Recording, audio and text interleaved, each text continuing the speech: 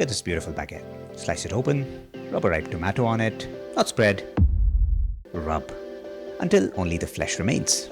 Pinch of sea salt, drizzle some good olive oil, and that's it. No fillings. This thing is unassuming, and yet somehow it's one of the best things you can put in your mouth. But is it a sandwich?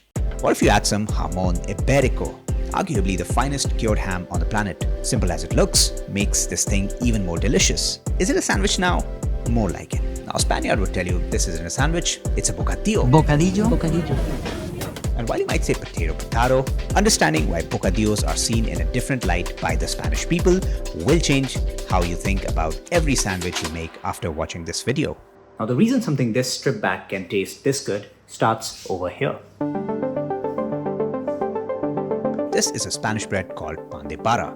It's practically indistinguishable from a French baguette, and so using a baguette you can find at a nearby store will work just fine. I'll leave a link here if you're curious how I made these. Now, what goes inside this bread by Spanish standards is almost always just one thing.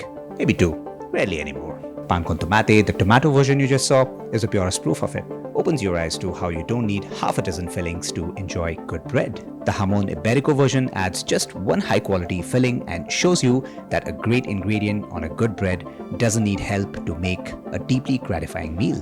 This is the Bocadillo philosophy. This distinction of minimalism compared to sandwiches matters so much that purists won't even call it the same thing. Sliced bread stacked with fillings, those are a sandwich. A bocadillo is a different thing entirely, and the Spanish would like you to remember that. Does that mean you cannot layer more flavors in a bocadillo? Behold, alioli. Not garlic mayonnaise. Alioli. Just garlic, salt, olive oil, that's it. No egg. Throw in 4 to 5 cloves of garlic in a mortar and pestle along with some salt. Then start pounding this thing. The salt acts as an abrasive as you pound the garlic into a paste. Next, slowly begin adding small batches of extra virgin olive oil, mixing thoroughly as you go until you reach this consistency, at which point all of garlic's natural emulsifying agents would be exhausted. Beyond this point, adding any oil anymore will only make this emulsion thinner. Use a blender if you must, but blending slices, whereas pounding crushes the cell walls entirely, releasing more flavor compounds from the garlic. Now, this is how alioli is done traditionally, and it is quite aggressive to be frank. So make this only if you are an enthusiast and don't mind the elbow grease. If not, adding an egg yolk can make for a milder and more modern alternative. After all, you're going to be eating this and there shouldn't be any room for snobbery. No egg. A great way to enjoy this traditional alioli is to spread it on both sides of a sliced baguette, then pack in some sliced Spanish chorizo, and finally arrive at this thing. I think it's called a bocadillo de chorizo y alioli. Not sure. But regardless, this thing is delicious. Speaking of plus-ups, piquillo peppers, aka pimientos del piquillos, go great in any bocadillo, no matter what you fill in. But because these peppers are so quintessentially Spanish, you might have a limited access to them like I do, depending on where you live. So, should you give up? Now, boil some red bell peppers and fire roast them directly on the stovetop until the skin is charred. Peel off the skin, cut them into thick slices, and throw them in an oven-safe bowl or pan. Add salt, a few cloves of garlic, and enough olive oil to submerge everything. Cover with foil and cook in a 325 degrees Fahrenheit oven for about an hour. You can also do this on stovetop on the lowest flame. It takes about 30 to 40 minutes. What comes out is this fire-roasted bell pepper confit. Make it once and you'll have a flavor boost for any sandwich, pasta, sauce or soup that you're going to make. Back to a chorizo bocadillo.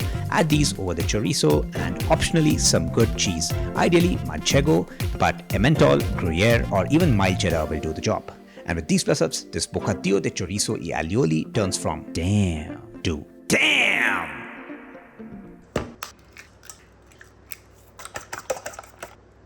Now, every country has some version of an egg sandwich. This is Spain's version, literally just bread with this omelette in between. And this Spanish omelette, tortillas de patatas, is perhaps one of the most remarkable things that comes out of Spanish gastronomy. Slice 2 large potatoes like so, rinse them and pat them dry. Pour in a generous, and I mean a generous amount of olive oil in a pan, enough that when you add the potatoes, all of it almost submerges in the oil. Let this cook on a medium to low heat as though you're trying to poach the potatoes in the oil, not fry. Then, only if you live at a safe distance from Spain, add sliced onions on top. No, they aren't traditional, but hey, they taste delicious. Season and stir once in a while until potatoes are cooked. Then rest these, let them cool, and only then add to the egg mix. If it looks like everything is just suspended in the eggs, you're doing it right. Add some of that reserved olive oil in the pan, in goes the potatoes and egg mixture, and now we're going to let the bottom side cook. Once done, then use a plate to flip over the omelette to cook the other side. Now this omelette is amazing on its own, and to make a bocadillo de tortilla, you only have to cut a portion that can go inside a sliced baguette. Now you can plus this up by rubbing some tomatoes on the bread or adding some alioli, but the Spanish prefer it as is. Nothing less, nothing more. Now before I let you go, I want to tell you there is a bocadillo that slightly bends this minimalist filling rule that we have been abiding by, and it's called a Serranito. The Serranito comes from Andalusia, the southernmost part of Spain, and it is one of my favorite bocadillos. Slice a baguette, drizzle some olive oil, and then give it a toast. Spread some alioli on it, then add sliced tomatoes, season with salt and pepper, and then some pan-seared pork loin. These were thinly sliced, seasoned generously, and then seared in olive oil. You also want to sear some green peppers in the fond left behind. I'm using green bell peppers, sliced and seeds removed. You can use any mild green pepper that you like and have access to. Stack these on top of the meat, then layer in some jamón ibérico, and then close the sandwich. And you have arrived at this amazing point in your life where you get to taste a Serranito. Damn! Alright, now that most people have left and you have stuck around, I want to ask you a question. Did you like this video? If you did, I've created this playlist where I'm experimenting and covering sandwiches from different countries and figuring out how you can make it without relying on local, hard to find ingredients. Also, if you like the video, hit the like button and subscribe. It really helps the channel grow. Thanks a lot for watching, and I'll see you in the next one.